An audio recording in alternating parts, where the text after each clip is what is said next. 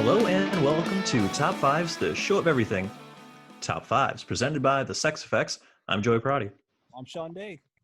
And folks, we have a very, very special years in the making episode tonight. As if you're watching this on YouTube, you can already see we're joined by two of the three friends go Criterion. Very excited to have my cousins Mickey and Alberto joining us this evening. What's up, guys? Hello. It's an honor to be here. Yes. Oh, no. Man. I'm sorry. I didn't clear my throat before. I didn't do a mic check before coming on. But yes, thank you. It's great to be with you guys. Finally. Yeah, we've been literally talking about this for years. I'm glad we're finally doing it. It's a dream come true. I have listened to every episode of your show. I'm a day one listener. I listen right when it comes out. And oftentimes I find myself wishing I could yell at Joey. So I'm glad to be here in person to be able to now you can do it. Yeah, well, I'm really him. curious. What are some of the things you'd like to yell at me about? Mostly that I just don't want you to be so mad. Aw. That's I- the main thing. Here's the thing. I You're don't an want to be angry mad man.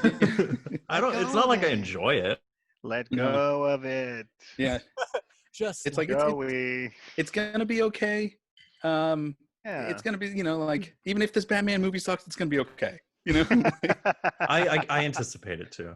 Just to keep it. I to feel keep like it you're I don't know that there's any pleasing you in that regard anymore. There's not. You I'm know, over the. There's a few buttons that you could still hit on Joey where he's like, oh yeah, I dig that. Mhm. You got the Martin Scorsese button. yeah. Typewriters are a new one. Typewriters Typewriters. are a brand new one. Yeah. Yeah. Really excited. What is that? The tactile feel of the typewriter? You feel like You you're an know- old-timey newspaper editor. Got a cigar in your mouth. I was Is it one of watching those a things? California Typewriter on the Criterion channel. And as soon as it ended, I picked up my phone. I was like, well, I'm getting on eBay or Craigslist and picked a couple up. A couple now. Well, it was a twofer. They wanted to sell them together. I really only wanted the one, but it was such a Oh, good price. I was like, you didn't oh, wanna- yeah. Couldn't separate them. of Couldn't separate course. the babies. No. You don't want a three identical twins situation or whatever. Oh the movie was goodness! called. Oh, I just man. saw Three that identical the other day. Three identical strangers? Yeah. Three Identical Strangers. Yeah. Oh Mhm. no. Three Identical Twins is a different That's film. those are different guys. Yeah. Those guys Three had twins? this. Yeah, that was. Did anybody else see? Did you guys see that? I don't think so. Is it a movie or a show? It's a documentary. It's a Documentary. movie. Yeah. Oh, is it the one? It was on Netflix, right? I think it's on Hulu right now. Hulu. Yeah. Yeah. Hulu. Yeah, Three Identical Strangers. Very interesting and tragic It's film. a wild story. Yeah. Yeah, wild ride. So they're related to each other? Or? Yeah, it's about three guys who just like bump into each other, and it turns out that they're triplets who were adopted separately. Oh, And it goes kind Yeah, of they got into, separated at. Mhm. It gets into the dark reasons why they were separated at birth. Whoa. Yeah, Yeah. What's it on? Is it streaming? It's on Hulu. Yeah. it's on Hulu. Hulu. Yeah. Right on. Mhm. Nice. One of the best parts of it, I want to say, is that they're all like these like 80s New York guys who, wild and crazy, Yeah. and we're having a great time, and we just met, and we're all the same guy. It's Yeah, crazy. they weirdly Like- become like famous for a little while. Yeah. And they're like going to Studio 54 and like TRL. They're like partying all party. night. They're the toast of New York. They're the toast of Manhattan in the 80s Oh God, this That's sounds, beautiful. because they all look alike. It's great. I want to check that out now. That sounds like. It's kind of a fun. It's an interesting film. It's yeah. I mean, what are the odds of like three? Like three Well, Yeah. unfortunately, You find out. you find out what the odds are. Mhm. Not really that well. Not that good. not that good. Okay. Yeah. Man, Yeah. that's cool. So, are you guys watching anything on TV these days, or is there anything you guys are checking out during these social distancing times? I guess. I have been. I just got. Speaking of what we're going to be speaking of is the Criterion Collection. I just got Mhm. the Bruce Lee box set. So I have Oh, been making my nice. way through the Bruce Lee movies, and I have now watched all of them, but the last one, which I guess is incomplete anyway. So I'm still going to watch it, of Oh, course. Game but, of Death. Yeah. Mhm. But yeah, I watched Man. The Big Boss. Yeah. The Big Boss. Big Boss is a and great soundtrack. It's really confusing because the American titles are different than the Chinese titles, and sometimes they're flipped around. Like Oh. so the Criterion set goes by the Chinese titles. So the first one is The Big Boss, then Fist of Fury, then Enter the Dragon, Return of the Dragon, and then Enter the Dragon. Oh yeah. But they all have a million names, so it's like I Wow. can't always remember which one is which. But The Big Boss is the one which is about like workers' rights, basically. Mm-hmm. Yeah, and that one's really really great. Yeah. It might be Oh, my yeah. favorite one. It's the first one. It might be my favorite. Yeah, that one kicks ass. I remember seeing it as a little guy in Mexico, and yeah, my cousins rented it or something from a video store one town over, and it kicked ass. I remember loving the soundtrack, having that super like funky '70s Chinese soundtrack. It was dope. Mhm. Yeah. Have you guys seen those? I've seen. I haven't. But I don't think I've seen the one you guys are talking about right now. Mhm. Which actually makes me really interested because that's cool. There's a whole box set of like all those movies. Yeah, it's really good, really comprehensive. That's awesome. Well, you said one of them was incomplete. How did they? Did they? They used other people to stand in. It's like it's a Frankenstein film. It's apparently it's a big disaster. It's one of the worst movies ever made, according to a lot of people. I haven't seen it, so apparently he was able to film like the big fight in it. So like that is intact, and I guess it's one of the best fight scenes of all time. Yeah. But yeah, it's but everything else around it. It just wasn't enough. It wasn't done. yeah. Damn. And I mean, Yeah. these movies are already like pretty thin as it is, you know. So like Right. they really go off of his charm and pretty much nothing else. There's one I think it's called Return of the Dragon is like the real name of it.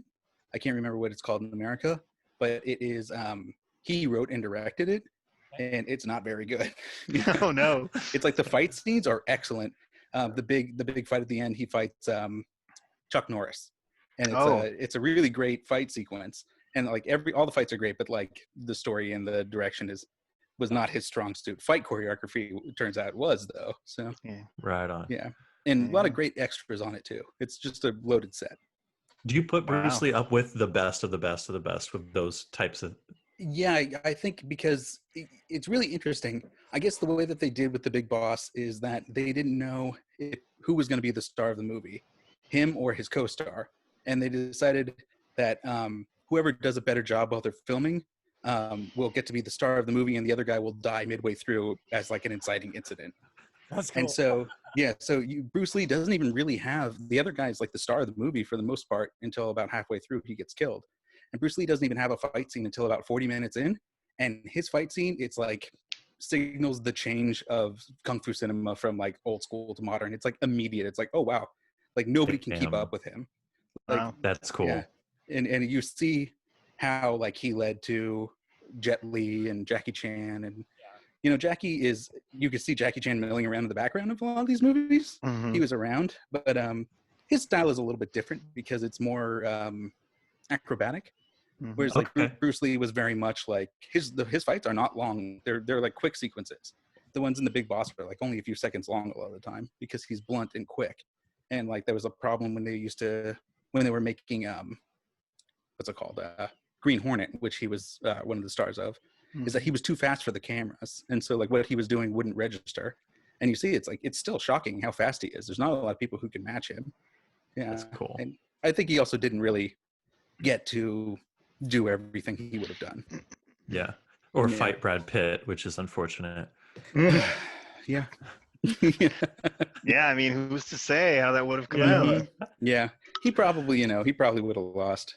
You know, Brad Pitt. Man. Brad Pitt is really cool because he can beat Bruce Lee and he can kill his wife. You do, And you still like him a lot. Yeah. He wins the Oscar. Mhm. We talked a bit about Once Upon a Time in Hollywood, right? Yeah. What would you guys like it? How do you feel about it? I kind of don't give a shit about it, I have to say. Yeah.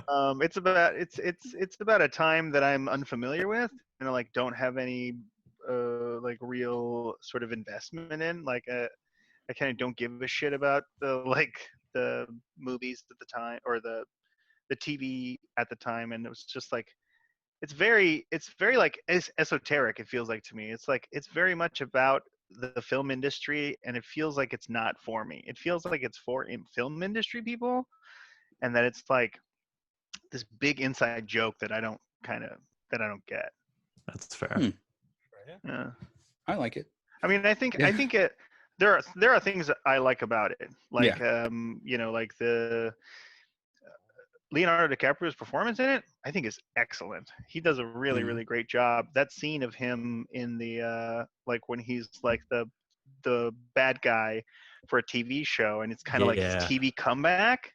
He's got that exchange with like a little girl who's an actress, and the kid actors always have this problem where they're like immediately obnoxious. It's just like no kid is like this. You're fucking weird. You know what I mean? Like, but they have this great exchange, and it like really you could tell it affects him so much, and like he really goes out there and he like puts it all out on the table. So performance wise, I thought amazing performances, and I thought it's enjoyable and it's like interesting to watch. I think the violence in it is like too much. I think it was just like by that point I was just like, man, I don't know if I'm supposed to enjoy this person like screaming on fire in a pool. It's just like this is just disturbing. Can we ruin that?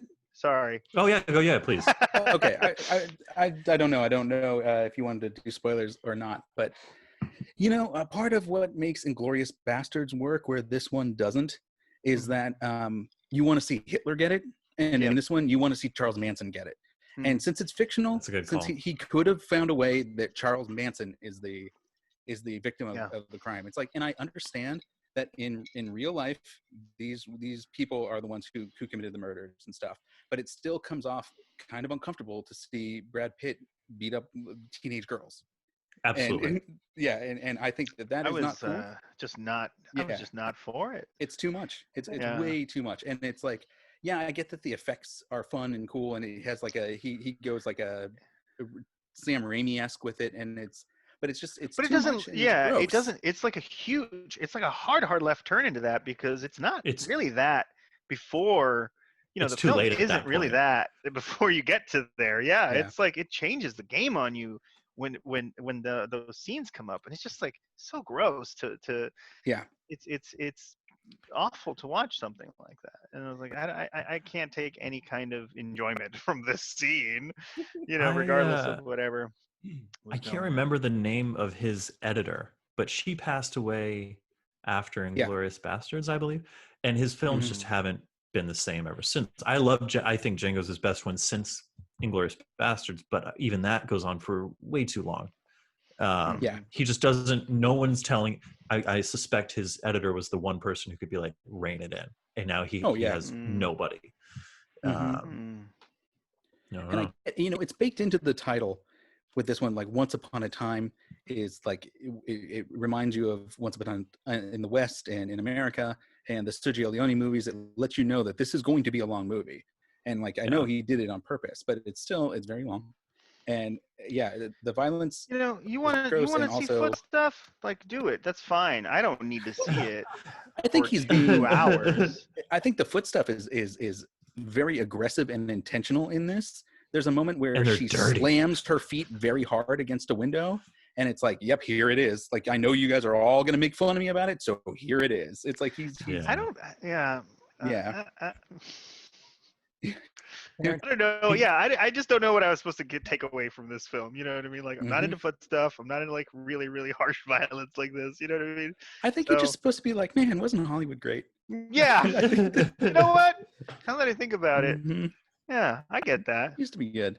So that and like times. The Bruce Lee stuff that we already talked about a little bit. Yeah, that's so incredibly disrespectful, and just for a number of different reasons. It's like the only character in the movie who wasn't white is used to make a white guy look good, and not to mention it's like somebody who means a lot to a lot of people. Oh yeah, and it'd be like, oh no, this guy's an asshole and a phony. It's like it's just kind of was a shitty thing to do. Yeah. I mean, it felt like racist caricature of Bruce Lee. Well, it didn't feel like a genuine. I think people were kind of happy with I think that people are like, oh no, it looks and sounds like Bruce Lee, but it's but like make your point some other way. Don't. Well, I think that he wanted to do Bruce Lee is the number one toughest guy. We all know that, so it's shorthand. But like I don't know, maybe he could use Steve McQueen or somebody else who like was Absolutely. Why do you have to? Or Yeah. I don't know, right? Like use a better plot device. Shit, like Yeah. write something better. I don't know. Sorry, like Quentin Tarantino, write something better. Mhm. Oh, you know what? I will say Quentin Tarantino writes something better because you're better than this. You know what? You've shown yourself to be better than this, and this is sloppy. This is sloppy foot shit. I don't want it. Take it away. Happy foot shit. All right, Well, we're that's dominating very your good. show, Sean. What's going on? No, Sorry, no, Sean. no. Yeah, tell me. Actually, so how many other films does Quentin Tarantino? Does he have one more and he's retiring, or like? So he says. That's right. He Or, keeps.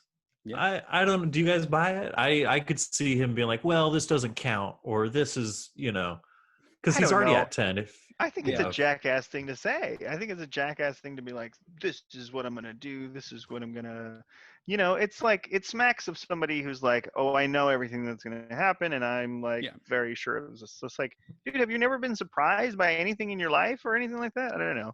I just think it's a weird thing to be like, to like be so absolutist about your career.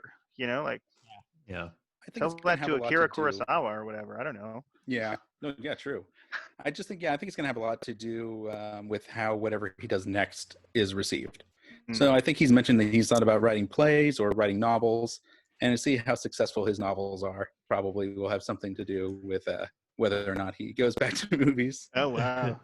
I mean, Yeah, we'll see. that's a good call.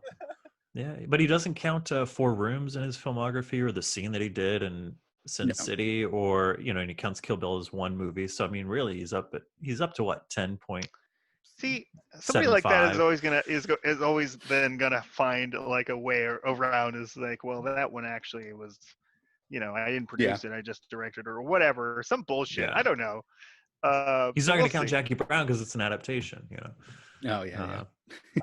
Oh man, there's a lot. Yeah. Yeah, he can find a lot of loopholes, I'm sure.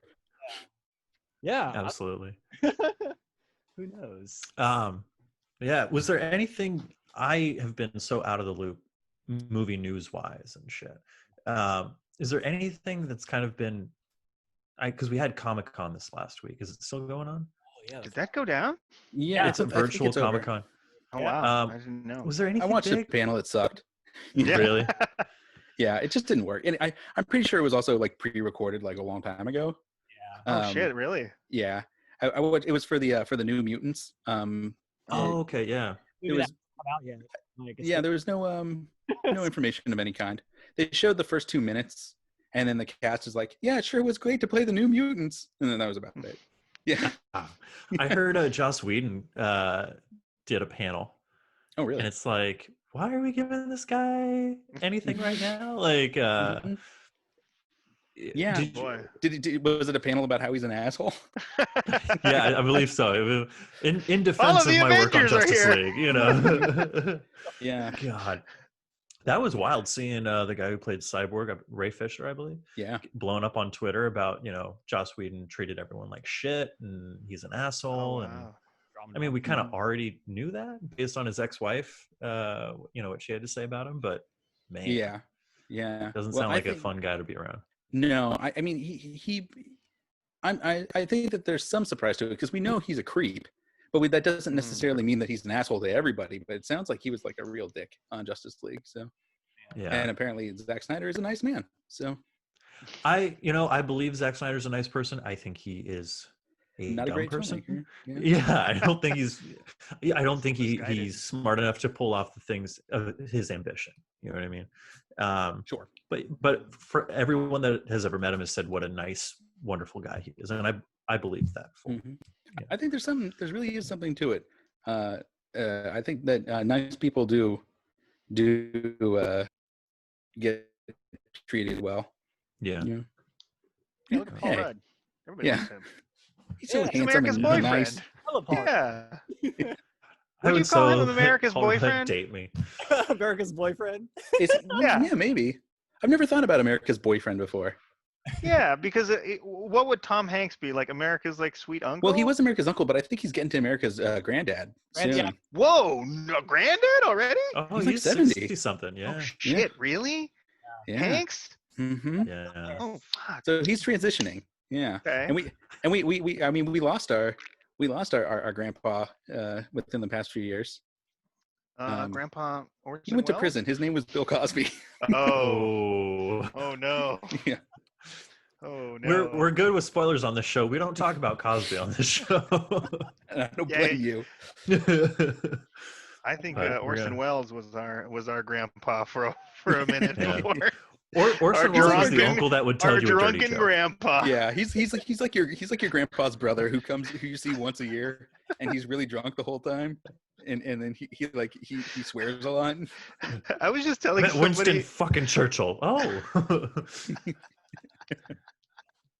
Yeah. You've seen his champagne commercial, right? Oh, Oh yeah. boy, yeah. That's my favorite stuff. thing ever. Ah, the French champagne. Ah. He does that. He's like, oh. Yes, he's fucking shit faced. And his little fingers are like doing this shit on the table. Fantastic.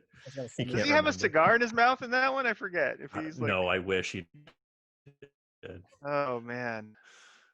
Oh God, God bless him. I miss Orson Welles so Me much. too. If you guys haven't read it, My Lunches with Orson, very good read. Mm. It's yeah? Peter Jaglom, I Mhm. think, and I believe it's edited by Peter Biskind. I read that in one night, one sitting. It's so good. It's just a transcript of their conversations, and they break down What's it scenes called in again, film please? and just My Lunches with Orson. My lunches with Orson. I'm gonna look it up right now. Very, very good. Look at this guy. A little bit of read. One book sold. Yeah, he's like, I can't get enough Orson Welles stuff. I just like he's fascinating for me, like to look Yeah. at. Yeah. His voice is like incredibly soothing and it's like velvety and rich and like he's just like sweaty and round and like a huge sweaty eloquent teddy bear that's like of mystery and magic. I don't know. It's hard for me to describe the feeling. Did you see that clip of him? I think it's from like the Dick Cavett show. It was making its rounds on Twitter a few months ago, and he's like, I was courting this financier for a film of mine, and he was somewhere, and he goes, and I saw Winston Churchill, and we'd done a couple things together during the war, and he kind of waved at him, and he goes, the financier was so impressed that he knew Winston Churchill, that he thought he had his funding. And he was telling Winston Churchill this. He goes, so then the next day when I'm with the financier, Winston Churchill straight up bows to him. And like the financier was just like, yeah, take my money. Wow. Who knows if that's true? Something. Yeah. Can I show you guys something here? yeah, Please. So this is for the video people. This isn't going to make a lot of sense on the podcast, but I did this the other day. Let's see. Is that clear? Ooh. That's I awesome. see that now. That's awesome. Yes. Ooh, you look great. Yeah, I was I like, love that. picture. I was like, I look like dying Orson Welles. No. Can you gray your beard up a little bit and just like? Yeah. Well, it's too late now because I had a long beard when this picture was taken, and now you can't tell from the video, but my beard is like right against my face. Oh, trim. Oh, Yeah. Okay. man. Yeah, but so I don't really look like that anymore. I There was a need you to- companion piece that I took I as need well. you to throw on a huge fedora and a cape for me Yeah. right now. let me You show rocked you the the other cape, one man. I took. Complete the Orson Welles look. Yeah, get the pleats on, dude. I also look like this guy from Monsters University. Oh, hey. Oh, is that Carl? I think the forget that Orson guy's was name. much more close. I think you need to post those. You need to post both of those and have people vote which one Yeah. you look more like. Mm-hmm. for sure. Oh man, I like it. I like this. Show and Well, tell. gents, Yeah. it's not bad. It's not bad. That. Should we get to some lists? That's what this Well, show is about, right? The show is all about Listing them off. top fives. So real quick, if you guys want to just for our audience who may not know, even though we plug you guys all the time, want to talk about your show real quick and what you guys do, and just lay down your credentials, throw that big thing right on the Sure. table, and let's take a look at it. Mickey, let's see it. Oh, me? Okay. Yeah. So we have a show, You're and the guy. it is a podcast Mhm. on the internet. It's called The Three Friends Go Criterion. And it is we describe it as the show where we horse around and talk about some of the finest films in cinema history. And it's not too dissimilar from what we've been doing since we've been here on the air. You know, we talk Mhm. about movies, we goof around a little bit. It used to be very focused on the Criterion Collection. We kind of moved away from that. It's always there. It's just not. It used to only be about the Criterion Collection. Right. Yeah, and now it's just about film, kind of in general. We have, I think. Can anybody hear that, or is that just me? I heard that, but that's okay. A little bit. Yeah, we're good. Someone is calling me. Oh, is it Ooh. me? I don't know. I'll put my phone on. Who could it be now? So anyhow, it is we talk about movies, we joke around. It is hosted by Alberto and I, along with our friend Brandon, and we have a lot of fun. Mhm. Joey has been on several times. Correct. And we goof off and talk film. Yeah, it's a good time. It's a very good time. What was Yeah, on the last thanks. episode of Three Friends? What'd you guys talk about last? The last one we talked about we talked a lot about hot dogs. We talked. It was not an episode that had a specific theme. We just talked about movies we'd seen in general. It's not the best. I guess it's not the best example. And it moved over into hot dogs relatively quickly. Mhm, mhm. But before that, Our affinity for hot dogs. Yeah, the most recent episode we did before that with like a strong topic was on Eat, Drink, Man, Woman, which is an Ang Lee movie, Mhm. and its remake Tortilla Soup. So we kind of right on. compared and contrasted those two movies. Okay, cool. Very cool. Yeah. That sounds like some good content. It was Thank a lot you. of fun. Yeah, you can Yeah. find it at the3friends.com. And the Hey. three is the word three, not the number three. So THRE. THRY. Oh, okay. Yeah, somewhere in there. Yeah. However you spell 3, as long as it doesn't have a number 3. Mhm. Number 3. Go with Like THR3E. that. Number 3. Like if you were to do the Number third version of 3. your podcast, it would be Number that 3. with, you know, the Number 3. Three. Oh, are you being John Lennon 3? there? Number 3. Yes, I am. Yeah, I was hoping somebody would pick up on that. That I'll needs to be be Paul at and be the like, end of I our. don't think it should be on the podcast. I just don't. I think it's something that you and Mickey came up with, and I just don't like it. I don't think it fits. Yeah, because you can't expand your mind. You haven't even taken LSD, man. The rest of us are tripping bowls. I'm just a very cautious person. Well, it's gonna change who you are, man, forever. You're not pussy. allowed to record she said. Get out of here. God, can we go on a Beatles rant? I don't know what about, but like, you know. Well, I think Beatles stuff will come up in the Criterion discussion. Oh, very good. You Very know, good. I think it will. Just like I get a hunch. Yeah. Not to Cool. Okay. just saying. Yeah. Not to never, give anything you never away. know. Yeah. You never know. Mm. You know, I'm Yeah. not like Quentin Tarantino here saying what will or won't happen. Yeah. That's not my Man. style. They have a wild way of popping up those 4 lads from Liverpool. Oh boy, do they ever? Yeah. Mhm. They're so good. They're almost as good as the Monkees. But, I was just thinking yeah. about the Monkees the other day. I'm like, I want to listen to more of the Monkees and see what Monkees are they thought good. they were doing. Yeah, no, I just want to like just listen to it with that sort of intention of like comparing them directly to the Beatles, because I just never did that, I guess. Mhm. But That'd be fun. I never realized it was until recently that they were just like a parody of the Beatles, and Yeah. like literally. The Monkees also part of the Criterion Collection. I was Yeah. just gonna say yes. Wait, what? Which is their? Head. Which is their? Head. Oh, I don't think I know that one. They made a. It's kind of like a Oh, sketch did you talk comedy to us movie. about that? I made Jack it at some Nicholson point. wrote it on Yeah. acid. What? Um, It's- and shit. every scene, like the character jumps, and like you say, it's a football player, and then he jumps, and then it cuts, and suddenly this football player is in the trenches of World War One, and then Yeah. you follow different What the characters. There's fuck? like in the next connective. scene. It's like Mr. Show. It's with its connective wild. tissue. Whoa, like that? Yeah. Mm-hmm. Okay. It's a good movie. Okay, I see it. Yeah, that's I wild. see It's a it. good experiment. More, I guess maybe more than it's a great movie, but it's watchable. It's fun. Yeah, Rad. I'm gonna check it more out. than almost anything in the BBS box set. I mean, there's 5 easy pieces. There's Last Picture Show, but a lot of that, like King of Marvin Gardens and shit, like I just had a lot of trouble. It was very slow. It was very cinema. Yeah. You know what I mean? Mm-hmm. Yeah, those I don't guys, know. they were very serious men. They were. I'm Yeah. losing my cinema street cred right now. That's okay. I bought the box set. But all right, so let's get into it, guys. Okay. We are talking our top 5 favorite Criterion releases. I have Who would to. like to go first? I have to ask, sort of, what are the norms with the top 5 you guys usually do?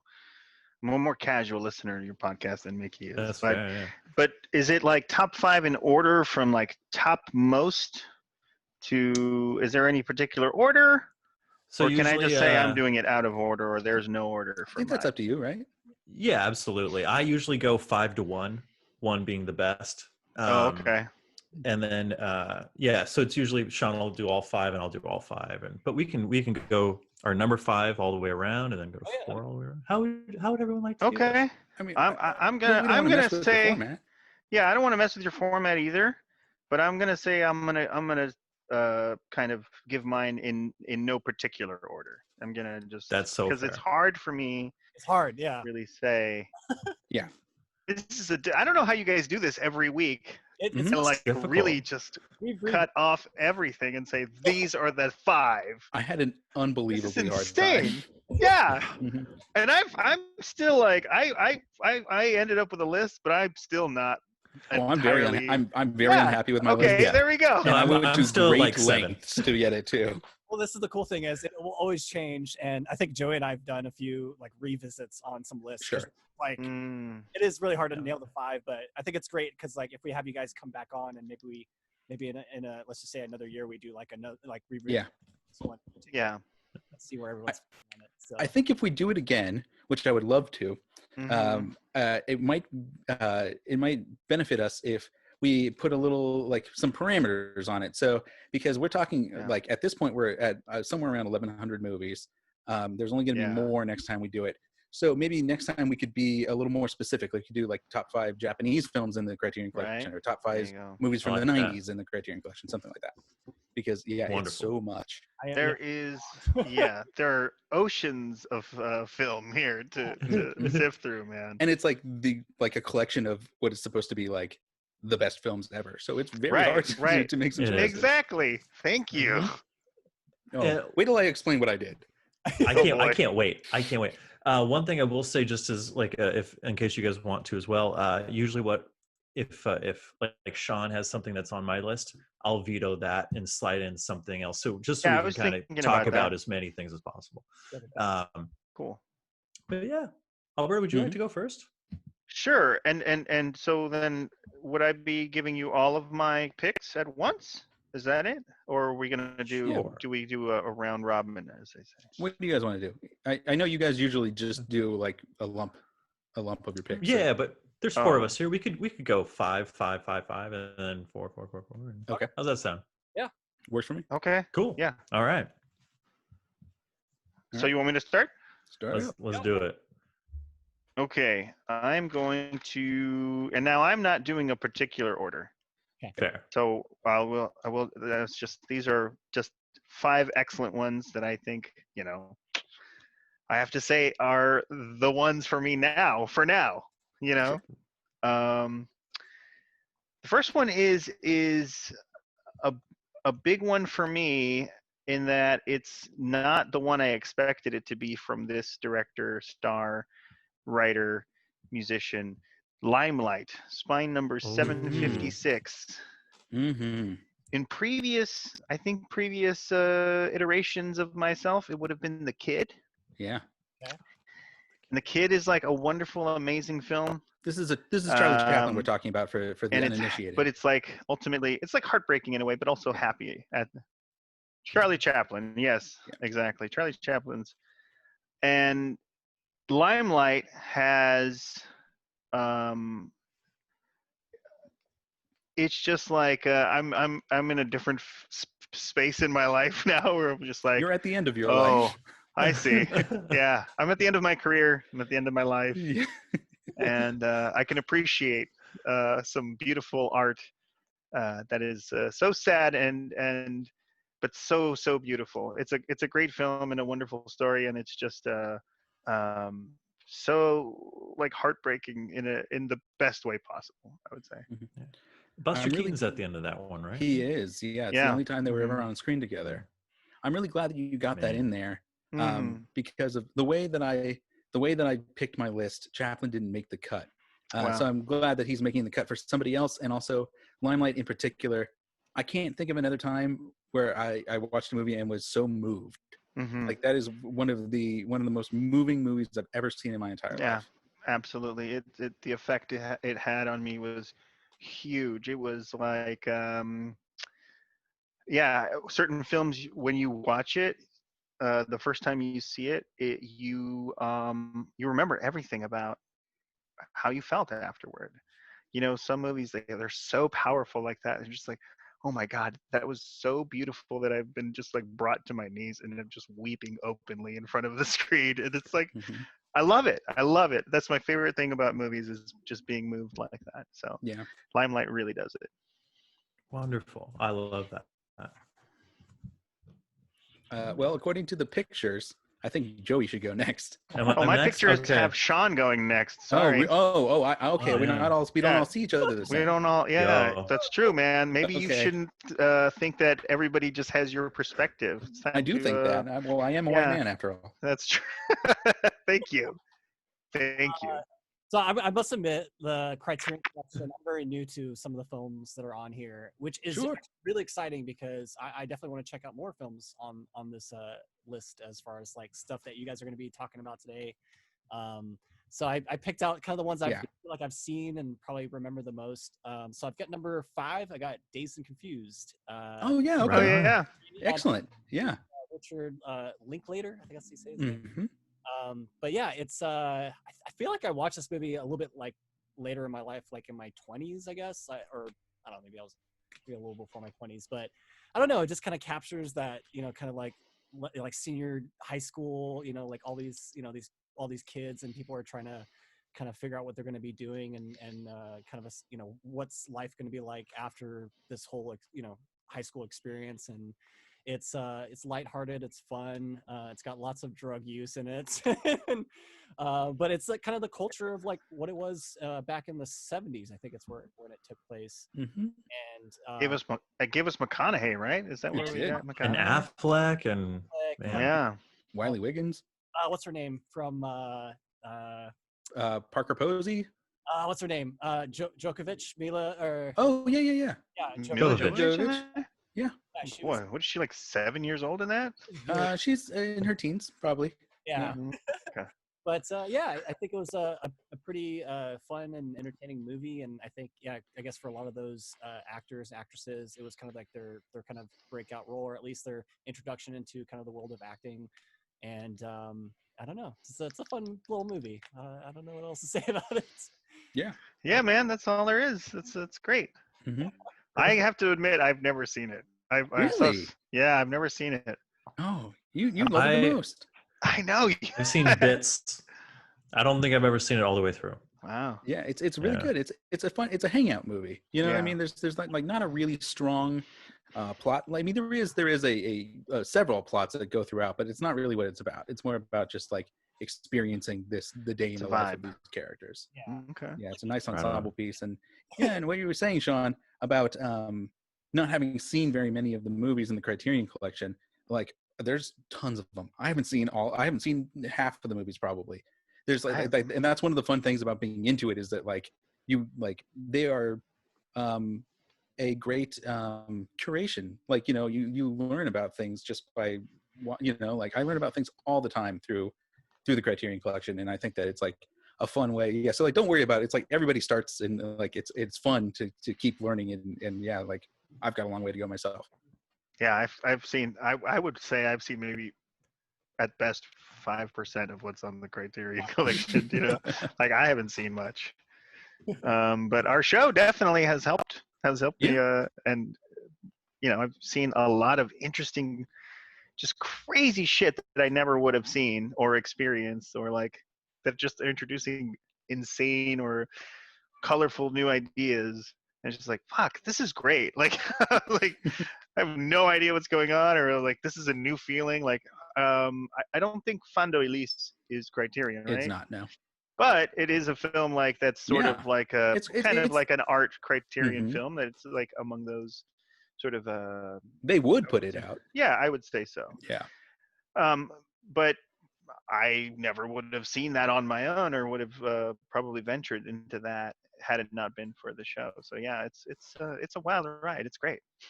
Mhm. No, if a film gets the stamp of approval from the Criterion Collection, it's kind of like, oh, Well, there's Yeah, just something I'll about it. probably give that a shot. Interesting Yeah. about it. Yeah, I mean, they're not all. I mean, it's a wide variety, so they're not all going to be your taste. But Some of them I are like always, Slacker, and that sucks. yeah, you don't know, like Slacker, another nobody Richard likes Linklater that. movie, actually. Yeah. But yeah, it's yeah, I think that it's always worth a look, even if you don't end up liking it. Yeah, because I think they put care into what they put out. Yeah. That's why I got excited when I was looking at the list. I was like, oh wow, it's like tons of movies I have not seen.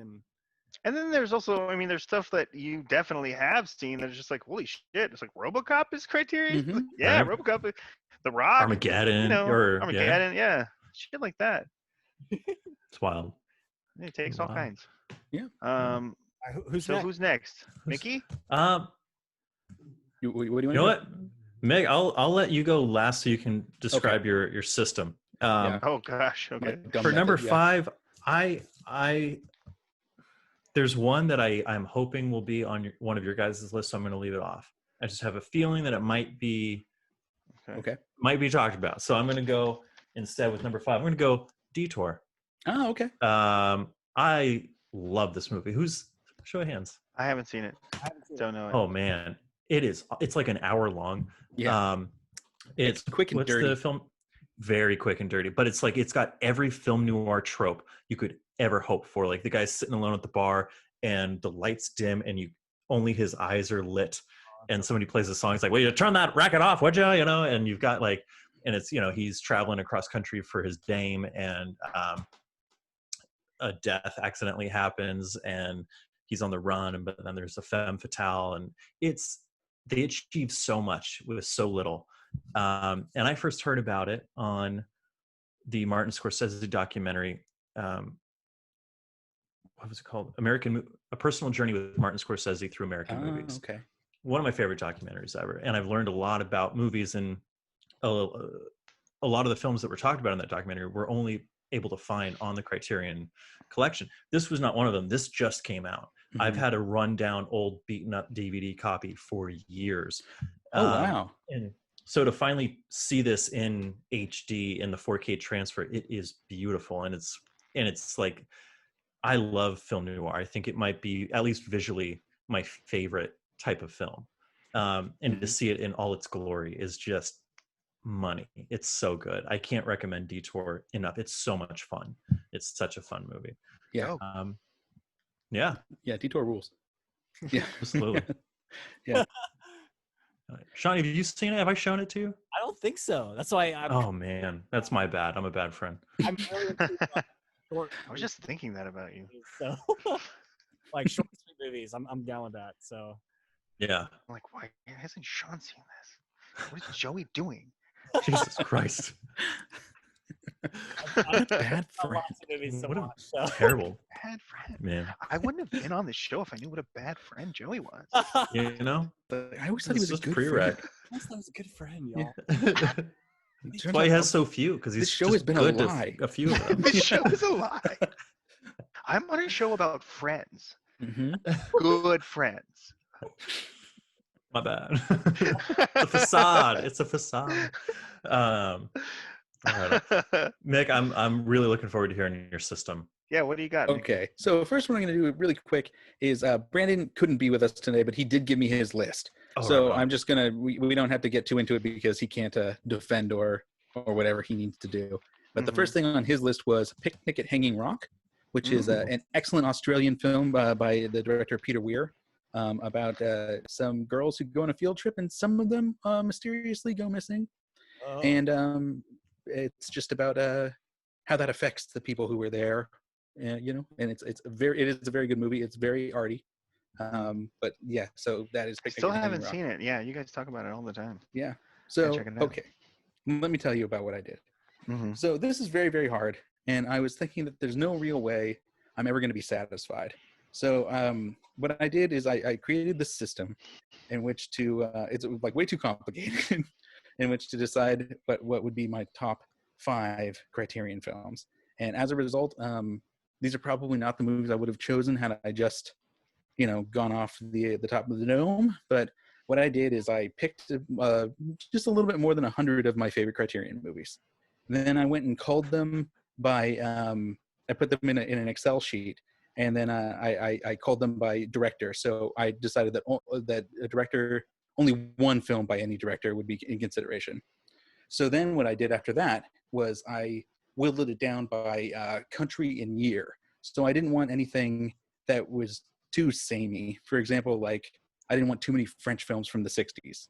So I went down and chose the best of eras and scenes and things like that. And then I did another pass, which is the, like, who are you kidding pass? Which is, like I went through the like movies. It's like, yeah, it's like I like Election. I think Election's great, but Election's not one of my top 5. Who are you kidding? Yeah. Yeah. Right. So then that left me with 54 movies. So then what I did is I randomized them and I plugged them into a bracket, and then I did a bunch of tournaments Okay. Which one are you? until I whittled it down to 5 movies. So yeah, I think I did like 10 tournaments or something like that. I want to see that Jesus spreadsheet. Christ. I don't have it anymore, unfortunately, because I kept Burned editing the it. spreadsheet. I kept editing it, and deleting Okay. things as I went. But so what I'm going to do is I'm going to arrange them by spine number. So the first movie is spine number 2, Akira Kurosawa's 7 Samurai. Right on. Mm-hmm.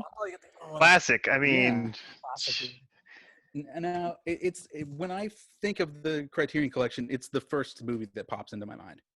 that's true for a lot of people. Yeah, I think it is. It is like the epitome of like classic foreign film, and it sounds like it should be a chore. It's like a 3-hour Japanese movie from the 50s. But it is like in some ways kind of like the birth of the action movie, and a lot of like it is so watchable.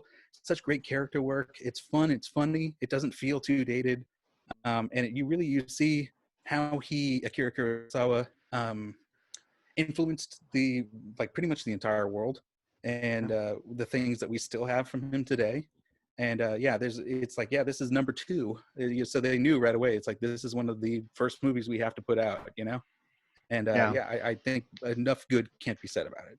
Is this something that everybody else has seen? Oh yeah. Yeah. I like how you do, it's definitely, especially with some of the films probably in our lists, like a lot of them can be attributed to like influencing a lot of film. And I guess with Seven Samurai, it's just like, action films and kind of the trope of action and what happens, first act, second act, third act.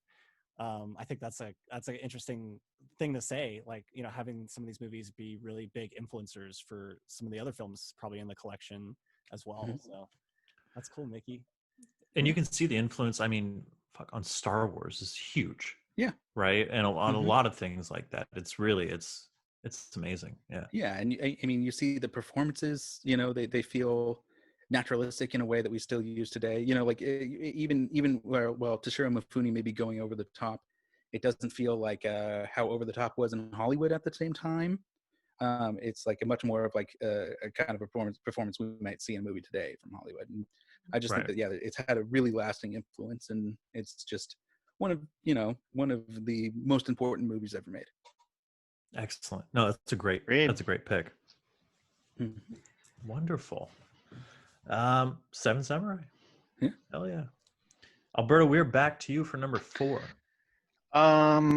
So thank you for telling us how your process, Mickey, of this. Mine was a little bit more. Mine wasn't as like robotic and like meticulous as yours. Yeah, Mine was just like. Yeah, I did the least warm personal way to choose what you like best. Yep, sure did. I went in the other direction. I was just like, what do I love? What has like had a profound impact on me, and what also at the same time is also speaks to me, like the kind of person that I am and the kind of things that I enjoy. I have to say, spine number 868, Tampopo from 1985, Mhm. really, really speaks to me on a very, very primal level. Yeah, Are you guys familiar with the film Tampopo? No. I think this is going to be a big Sean movie. I think you'll like it a Yeah, lot. it's a wonderful film. It was written and directed by Juzo Itami. It's released in 1985.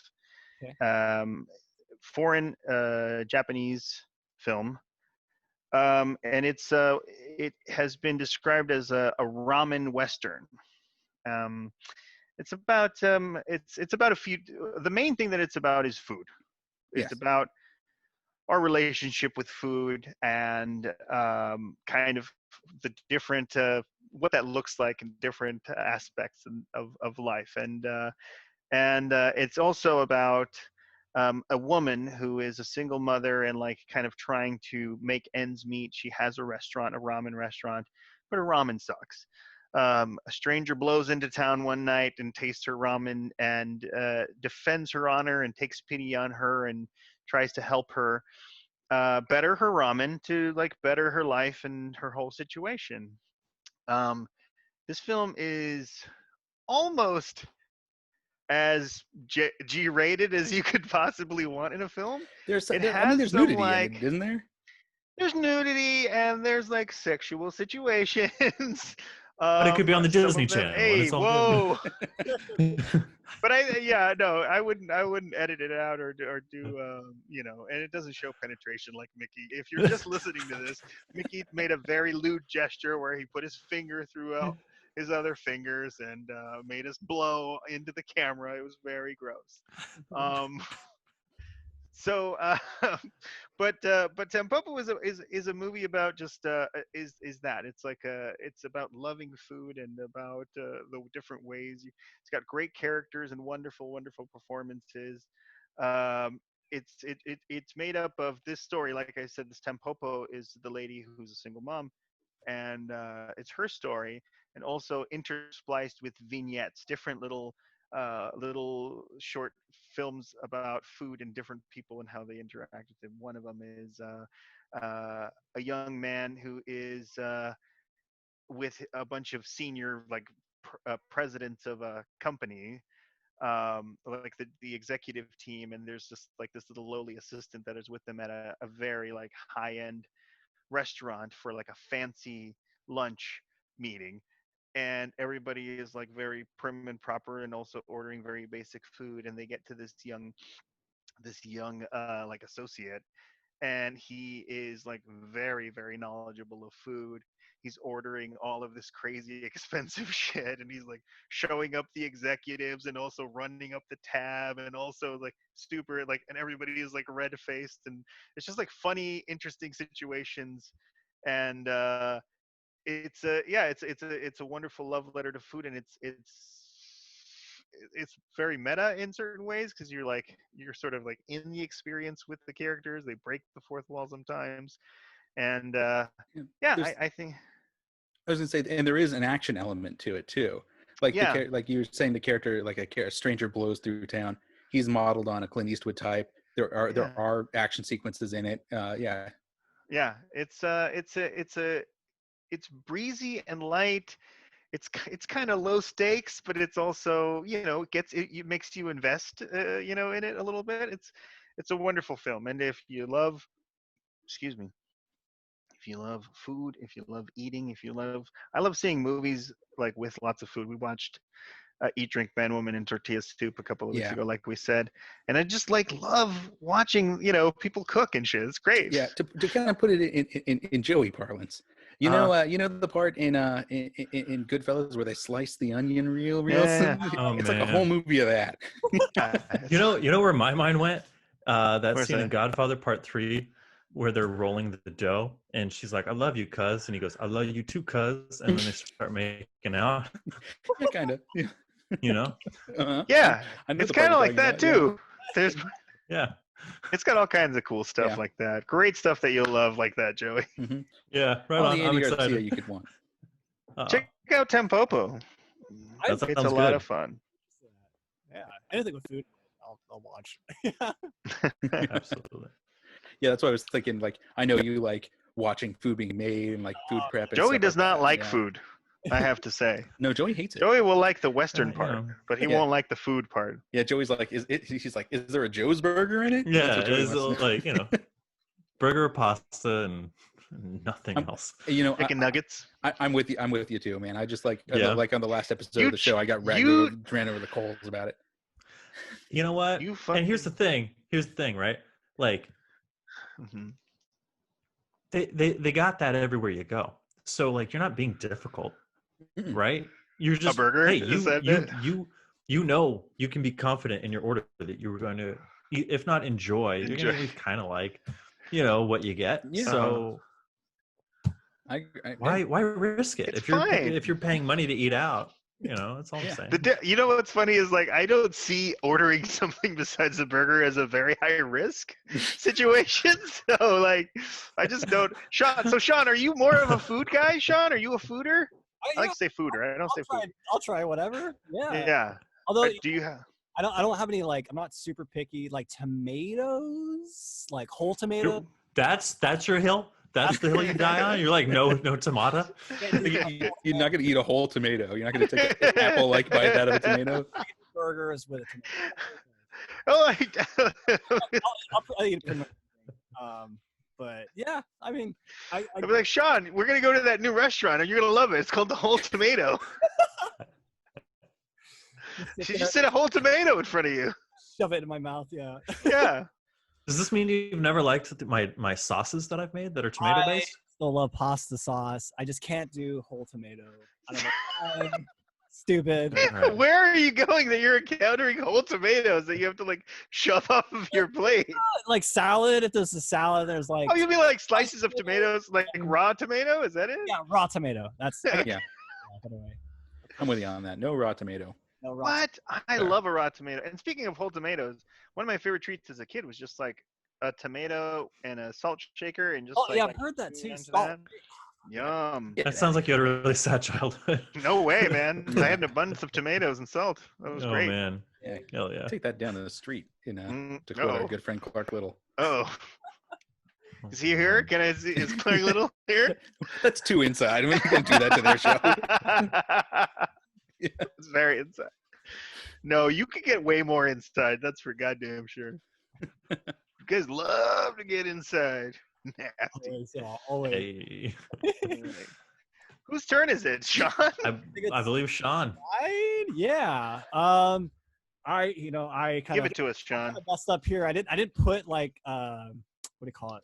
Runner-ups on this list. So I did have for my number 4 Seven Samurai as well. Oh, okay. Okay. I think kind of the reasons you were saying, Mickey, like when I watched that film, it did feel like it was obviously a predecessor for a lot of, I guess, like action movies and but it was almost like a slow burn at the same time, like kind of preparing for kind of that third act of the film. And it's a really cool story with, you know, the kind of small village and, you know, all these kind of samurai are being called to like protect this village. And I think they remake this movie like Oh, a bunch of times. A bunch of- Magnificent Seven is the biggest one. Yeah. So Yeah. There's a A Bruce Bug's Willis Life. one, right? No, the Bruce Willis one is a remake of Yojimbo.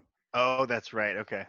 13 Yeah, Assassins has some I was about to say Seven Definitely Samurai does. vibes to it. Mhm. Yeah. I remember. I think did we see that in theaters together? We did. We went to the little Osio in Monterey. Monterey, right?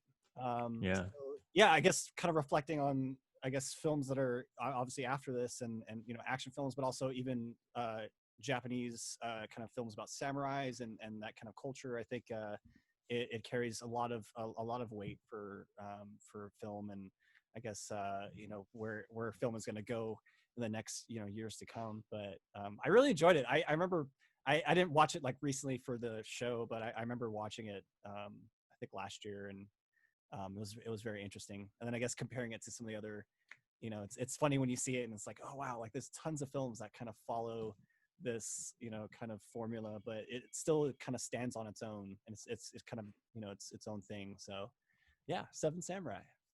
I like it. It's a good Very one. nice. It's a good pick. Thank y'all. Yeah. Okay. I approve. That's me now, isn't it? All right. It is you. Here, Joe. So, number 4. Such a weird movie. I adore this movie, and it's another one that I heard about first on personal journey through American movies with Martin Scorsese. Bigger Than Life, a Nicholas Ray film. Mm-hmm. It is a bizarre fucking movie.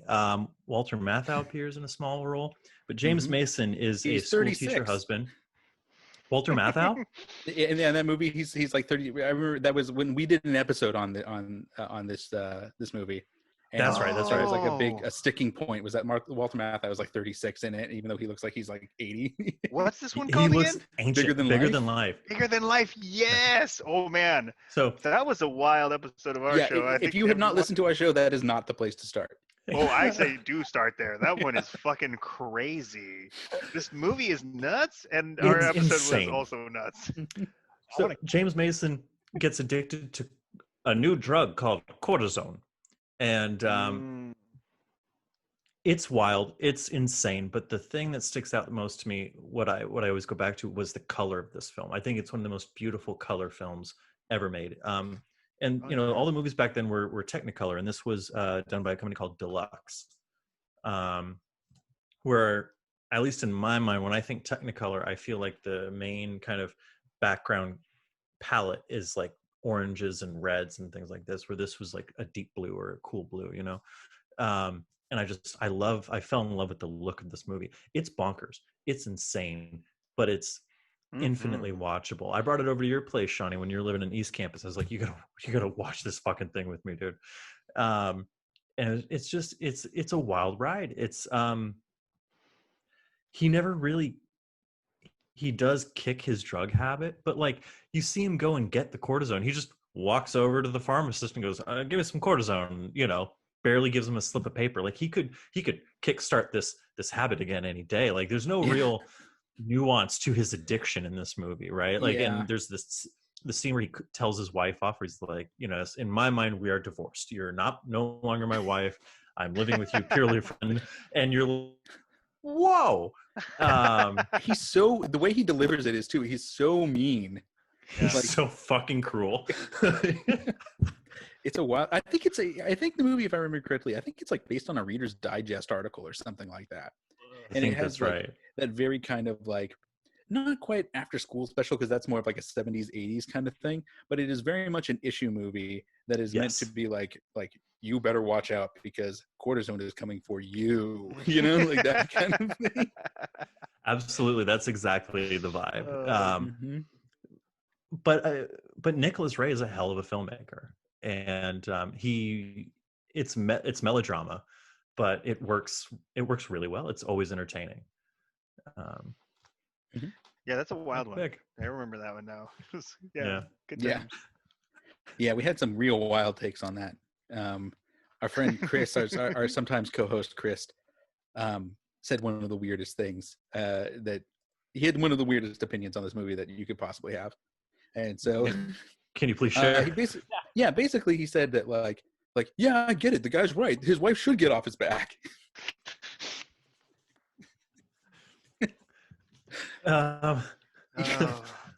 Chris. Speaking as a divorcee, I see where it's coming from. No, it was like he didn't watch the movie. It was like the weirdest. It was like the weirdest opinion ever. That's hilarious. Should I go? Yes. You want to give us Brandon's 4 and then your 4? Yes. Brandon's next pick would be it's one of the only television shows that they've ever put out, and it's called Fishing with John. And it was it's starring this guy John Lurie, who did a lot of he's involved with a lot of the early Jim Jarmusch films. He did a lot of the music for those, and he pops up in them in an actor's capacity. And the idea of this show is that he interviews celebrities while they're fishing together. So he'll talk. I think he talks to Jim Jarmusch, I think is one of them, and Willem Dafoe is one, and just oddballs of the time, but they're fake. Like these are fake interviews that like a lot of the time they die at the end. Like there's a lot of weird. It's a really strange show. Yeah, and this is one of the very early Criterion releases. It's never been upgraded to Blu-ray, but yeah, it's weird and fun. That sounds awesome.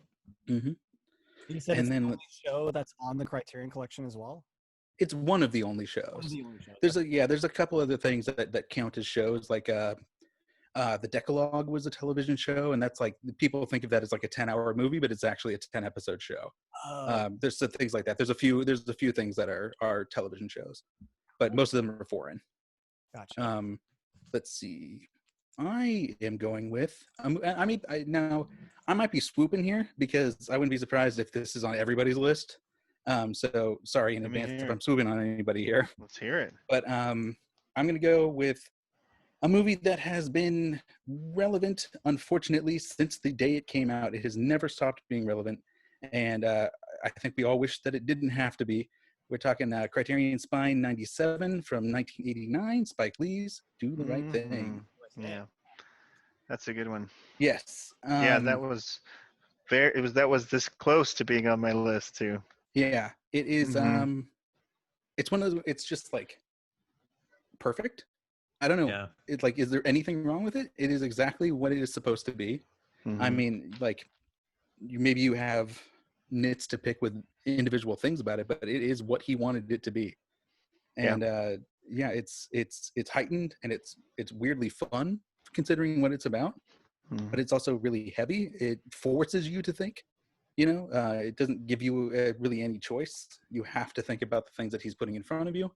It is loaded with just incredible performances. A lot of people like giving the performance of their careers in a lot of cases. Spike Lee himself gives a really good performance, and Mhm. that's always a bold move, is to like be like, I'm going to make this movie and I'm going to be the star of it and all this sort of thing. But he does great. Yeah. Yeah, I don't know what to say about it other than if you haven't seen it, see it. It's very Yeah. This one is like very, very this is like an immediate requirement. Like if you haven't gotten into these type of films, or if you haven't seen this movie and you want to see interesting films, you have to go to Do the Right Thing. It's a good it's a good place to start because it is like a accessible. foot. Yes, exactly. It's very accessible. It does put you Mhm. do put your foot into art house a little bit with it, Mhm. but it is it's not a challenge. It is accessible, and also it is like it's 30 years old, and it is exactly what we are dealing with right now. Yeah. Yeah, and it shows you. It doesn't sugarcoat stuff, like it shows you the real raw things, the way that unfortunately they do really happen. And it's a good eye opener. It's good that it's there. I'm happy that it exists, because we can look at it, and every year that goes by that is still like this, we can say, look, this has been like this forever. Mhm. And we have the art, the actual video, and the actual accounts and everything. And all of it is a reflection of our time. And I'm glad that we can all see it and experience it in Yeah. their time, and like in it, like what was going on then, and being able to compare it to our lives today. Yeah. And it's also it's not beating you over the head with anything, with any opinion in particular. It's very nuanced. He does a really good job of looking at what different people feel about different things. And I don't think he ever really he is didactic the word I'm looking for. Maybe he's like a filmmaker who is like, I'm going to teach you something and I'm going to very specifically make a point. That's how he works a lot of the time. But I think this one is a little more open than he normally would be. He's not like, when I say that, he's not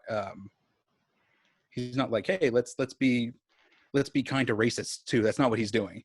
He's looking at the issues from different African American perspectives. Right. Yeah. And so like you cover a lot of ground and just like a lot to think about, and a lot of things that probably wouldn't have occurred to you. Yeah. Yeah. Yeah, it's great pick, Mick. Yeah. I do a rewatch on that one. It's been a minute since I've seen that one, so It's been on my mind lately a lot, and I'm probably can guess why. Yeah. You know. But yeah, it's one that it's always rewatchable. It's full of like Yeah. amazing stuff. And I forget who I was just talking to about that. It's like this movie and so many movies like it have a really great way of like making you really really feel and experience like what the characters are going through, not just like with the stuff that's going on in this movie. Like when I think about this movie, obviously I think about the major points of it, right? But I also think about how hot that day is. Yes. Mm-hmm. It's The always color like palette just each and the like reds, the deep reds just pop. deep reds Yeah. and the characters, it's like not something that is ever off anybody's mind Yeah. or far from their lips in the film. That really everybody sells it, And in it's, a way, that echoes with today. Is like the heat in that movie is sort of like the pandemic in our modern day. It's like, yeah. you know, this thing that is agitating everybody. Everybody has a reason to already not be in a good mood. You know, that this is, it's weird. It's weird how prescient this movie is. Absolutely. It's a good one. Greetings, dear, sweet, lovely, imaginary audience. I hope you're enjoying our episode with the three friends. Two of the three friends. We just went on and on and on. We had a great conversation, as you can tell. But it went on and on and on. So we're splitting this week's episode up into two. And this is where we're putting a pin in it. So please tune in next week to hear the rest of the episode. Head over to the3friends.com and check them out on Instagram and on Twitter and on Facebook. And you can check out Top 5 Pod on those same platforms at Top 5 Pod. That's TOPFIVE 5 POD on Instagram, on Twitter, on YouTube at gmail.com, and on Facebook, Top 5 Podcasts. Please give us a like, give us a listen, give us a follow, give us your love, and we will give you... I'm out of practice because I usually throw this part to Sean, but we will give you just oodles and oodles of really, I think, correct opinions. And as always, thanks for listening.